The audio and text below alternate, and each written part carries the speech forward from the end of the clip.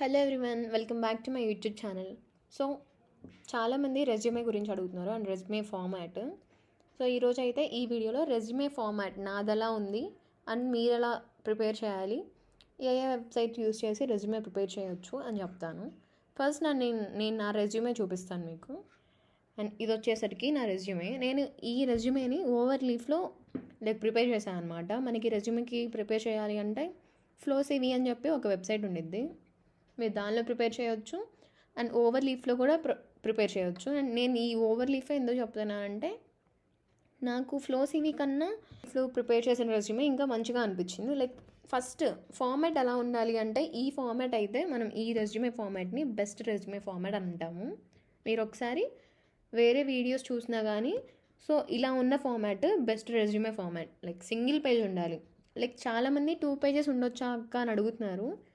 మనకి చాలా ఎక్కువ ప్రాజెక్ట్స్ కానీ ఎక్కువ ఎక్స్పీరియన్స్ ఉంటే కానీ 2 pages వరకు కంటెంట్ రాదు. నార్మల్గా అయితే 1 page కూడా మనం కొంచెం నింపుకోవాలి అన్నట్టు చూస్తాము. ఇంకా ఏం పెడదాము, ఇంకా ఏమన్నా వేరేవి పెడదాము అన్నట్లుగా చూస్తాము స్కిల్స్ రెజ్యూమే నింపడానికి. అండ్ 2 pages అయితే ఛాన్స్ రాదు. సో ఒకవేళ వస్తే ఓకే, బట్ 1 pageలోనే రెజ్యూమే అన్నది ఒక పేజ్లో ఉంటే ప్రొఫెషనల్గా ఉండిద్ది.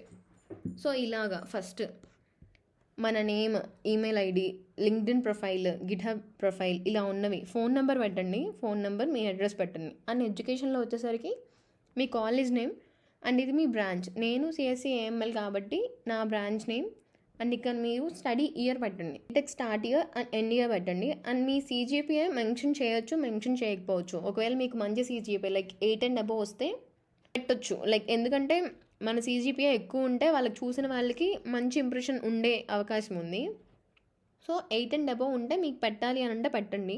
అండ్ 7 బిలో ఉన్న వాళ్ళు కూడా పెట్టాలి అనుకుంటే పెట్టొచ్చు, ఏం పర్లేదు, పెట్టుకోండి. మీ కాన్ఫిడెన్స్ అదంతా ఉంటే మీరు పెట్టుకోండి.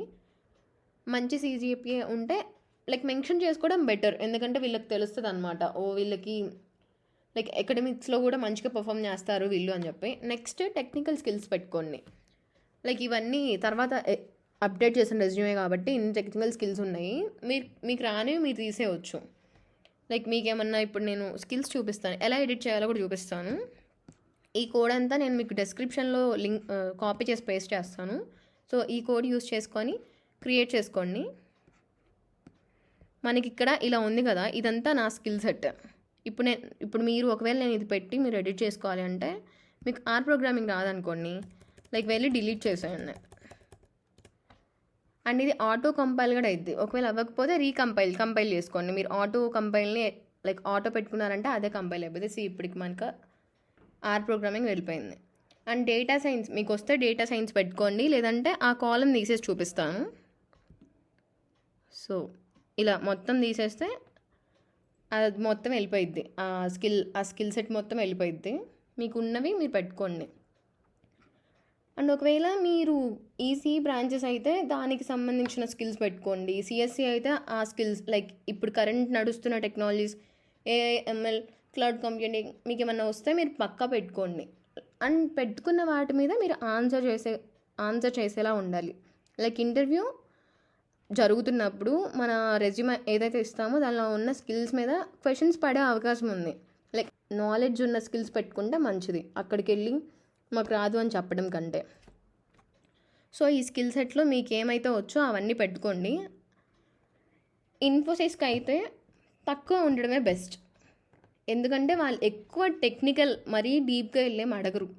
సో మనం కొన్ని పెట్టుకున్నా మనకు వచ్చినవి పెట్టుకుంటే చాలా మంచిగా ఉండిద్ది.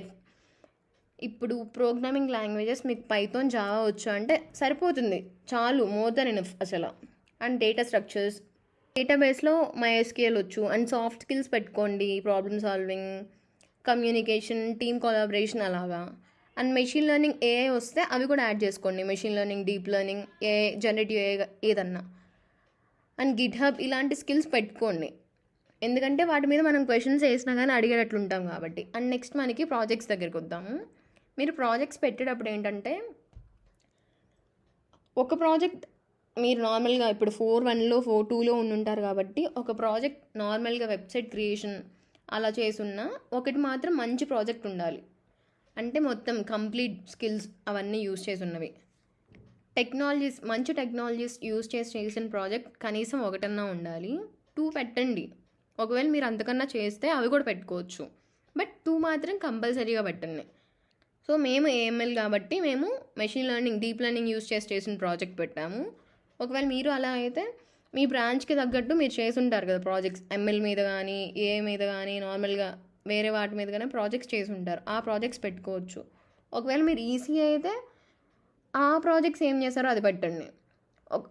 ఒకటి మీకు పెట్టి ఇంకేదన్నా అంటే దానిలో సిఎస్ వాడుంటే మంచిగా మెన్షన్ చేయండి. ఎక్కడ వాడారు, ఎంత వాడారు అని మెన్షన్ చేయండి.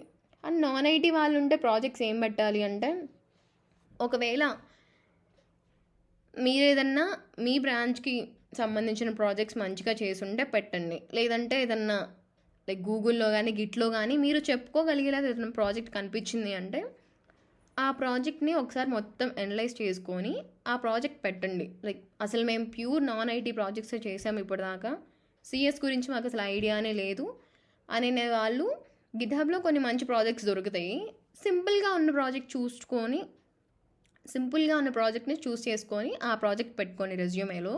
ఒకవేళ ఇంటర్వ్యూలో అడిగేటప్పుడు నేను సిఎస్కి సంబంధించిన ప్రాజెక్ట్స్ అలా చేశాను, లైక్ మీరు మెకానికల్ కదా, మీరు నాన్ ఐటీ కదా, నేను మిమ్మల్ని ఎందుకు తీసుకోవాలి అంటే నాకు కొంచెం ఐడియా ఉంది, నేను ఈ ప్రాజెక్ట్ చేశాను, నేను ఈ ప్రాజెక్ట్లో ఇలా నా స్కిల్స్ కంప్యూటర్ సైడ్కి సంబంధించిన టెక్నాలజీస్ వాడాను, సో నేను ఇంకా నేర్చుకుంటాను అని చెప్పడానికి బాగుండిద్ది. సో ఏదన్నా ఒక ప్రాజెక్ట్ చూసుకొని మీరు అలా పెట్టుకొని దాని మీద కంప్లీట్ ఐడియా తెచ్చుకోండి. ఇలా పెట్టుకునే వాళ్ళు కొన్ని సింపుల్ ప్రాజెక్ట్స్ మాత్రమే పెట్టుకోండి, ఎక్కువ కష్టపడొద్దు. లైక్ దొరికిపోయేలా మాత్రం అసలు పెట్టుకోవద్దు.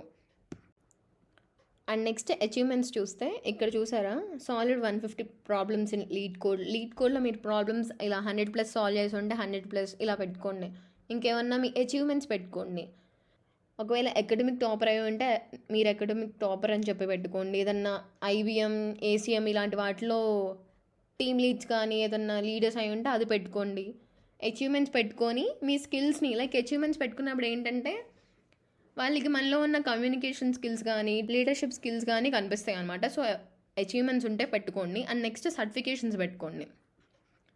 మీరు ఏవైతే సర్టిఫికేట్స్ చేశారో అవి. ఒకవేళ అసలు మా దగ్గర సర్టిఫికేట్సే లేవంటే చేసి కొన్నైనా like main subjects like Python, Java ఇంకేమన్నా ఉంటే లైక్ ఎన్పిటిఎల్ సర్టిఫికేట్ అందరి దగ్గర ఉండిద్ది ఆల్మోస్ట్, ఆ సర్టిఫికేట్ అయినా ఇలా పెట్టుకోండి మంచిగా ఉండిద్ది రెజ్యూమే.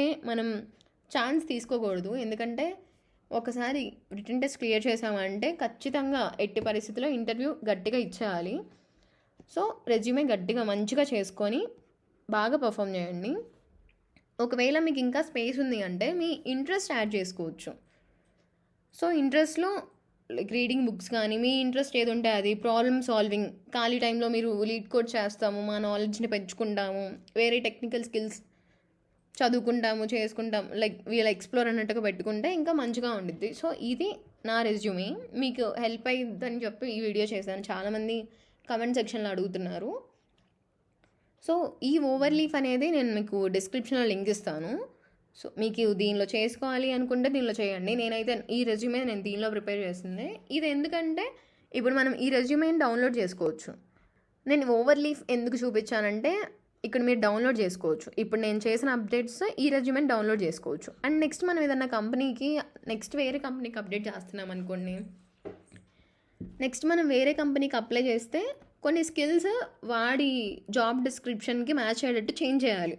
సో ఆ చేంజ్ చేసేయడానికి నేను ఇక్కడ ఈ చేంజ్ చేసి మళ్ళీ వెంటనే కొత్త రెజ్యూమేని డౌన్లోడ్ చేసుకోవచ్చు. ఇలా చేసుకోవడానికి ఈజీగా ఉండిద్ది ఓవర్లీఫ్ అయితే. అండ్ ఫ్లో సివి కూడా బాగుండిద్ది. ఇప్పుడు మీరు ఫస్ట్ టైం రెజ్యూమే ప్రిపేర్ చేస్తుంటే ఫ్లో సివిలో చేయండి. మేము ఫస్ట్ టైం అందులోనే చేసాము. సో ఈజీగా అర్థమయ్యేటట్లు ఉండిద్ది.